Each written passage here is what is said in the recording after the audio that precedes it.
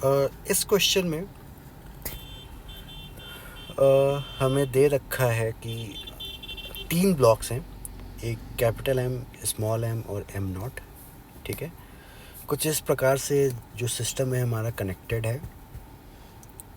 Once you can pause and read the question. ठीक है, मैं ऊपर से बता दे रहा हूँ। एंगल क्या दे रखा है, साइन इनवर्स 3/5। ठीक है, हमसे कहा गया है कि when the system is released it is found that wedge of mass m naught does not move।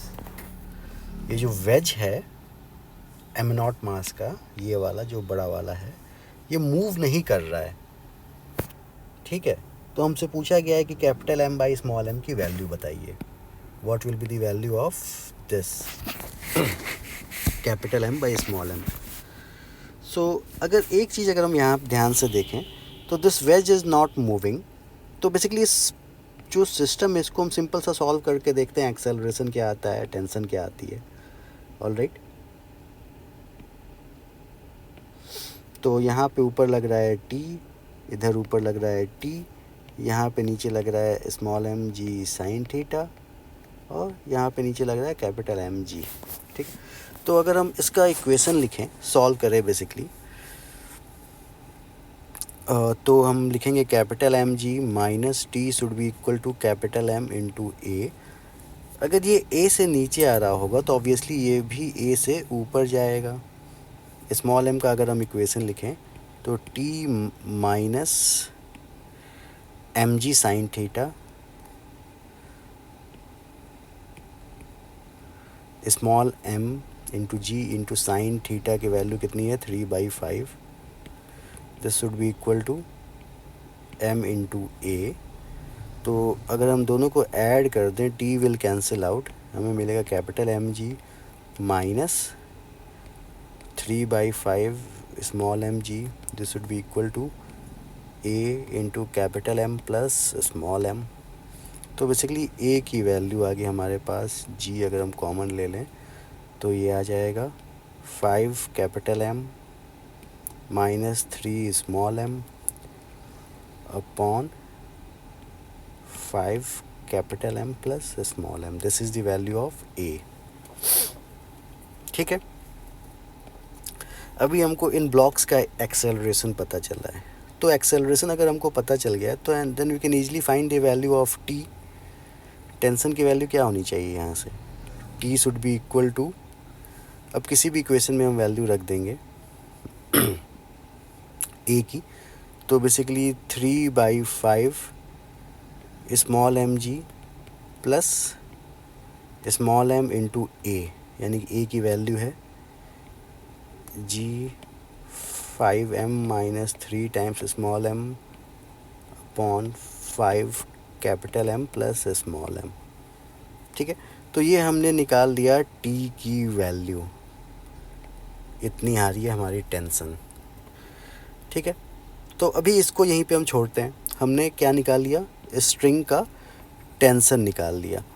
अब देखिए ज़रा ध्यान से, हमको क्या कहा गया है कि ये वाली जो ब्लॉक है बड़ी वाली, ये मूव नहीं कर रहा है। सही बात, यानी कि इस ब्लॉक पे क्या क्या फोर्स लग रहा होगा, इधर लग रहा होगा टी, इधर लग रहा होगा, इधर भी लग रहा होगा टी, और यहाँ पे नीचे लग रहा होगा नॉर्मल। सही है, ये 3 फोर्सेस लग रहे होंगे। इसके अलावा क्या और कोई फोर्स लगेगा क्या, नहीं लग रहा होगा, राइट। यहाँ पे नॉर्मल किसके बराबर होगा, small M into G into cos theta के बराबर। यानी कि हम कह सकते हैं कि नेट जो फोर्स है एक्स के along, this should be equal to 0 if this bigger block is not moving. तो यहाँ से हम कह सकते हैं T1 प्लस कॉस थीटा, एक टी इधर लग रहा है और ये टी कुछ थीटा एंगल पे लग रहा है, तो T1 प्लस कॉस थीटा, ये एंगल थीटा हो जाएगा हमारा। This should be equal to, इसकी जो मैग्नीट्यूड होगी किसके बराबर होगी, ये एंगल थीटा है तो ये हो जाएगा 90 minus theta N sine theta, यानी कि m g into cos theta into sine theta, ये इसकी वैल्यू जो है इसके बराबर होगी। यानी कि टी की वैल्यू हमने निकाल ली है small M g into cos theta into sine theta by 1 plus cos theta. If this bigger block is not moving, T की वैल्यू इतनी होनी चाहिए, और हमने ऑलरेडी टी की वैल्यू यहाँ से ये निकाल ली, यानी कि ये दोनों जो टी की वैल्यू है ये बराबर होनी चाहिए, है ना। So we can say that m g cos theta into sine theta upon 1 plus cos theta, इसकी जो वैल्यू है 3/5 m ji plus m g by 5 in the bracket 5m minus 3m upon capital M plus small m। Basically अब इसको solve करना है, physics का portion ख़त्म ही है बेसिकली। सो साइन थीटा की वैल्यू दे रखी है 3/5, तो कॉस थीटा की वैल्यू क्या आ जाएगी 4/5। तो इफ़ यू कीप सॉल्विंग और इसको सॉल्व कर लेंगे तो हमें मिल जाएगा capital M by small m is equal to 1/5। ये हमें आंसर मिल जाएगा आफ्टर सॉल्विंग दिस इक्वेशन। ठीक है, आपको वैल्यूज़ रखनी है, जी हर जगह से कैंसिल आउट हो जाएगा, ये जो एम जी भी कैंसिल आउट हो जाएगा। तो सारी वैल्यूज़ अगर हम रख दें, साइन थीटा की वैल्यू 3/5, तो कॉस थीटा की वैल्यू हो जाएगी 4/5। ठीक है, तो after solving will get this answer. So this was the problem. अच्छा क्वेश्चन है, एडवांस लेवल का। ऑल राइट, अब इसमें बेसिकली हमसे क्या पूछा गया था, m/m का वैल्यू पूछी गई थी। अब इसमें कई सारी चीज़ें पूछी जा सकती हैं, राइट। अब क्वेश्चन, एक क्वेश्चन से हज़ारों चीज़ें पूछी जा सकती हैं। बेसिक बात यह है कि कॉन्सेप्ट आपको पता होना चाहिए। If you know the concept तो वो हर जगह अप्लाई करके आपसे जो भी पूछा जाए वो आप सॉल्व कर सकते हो। ठीक है, चलो, थैंक यू।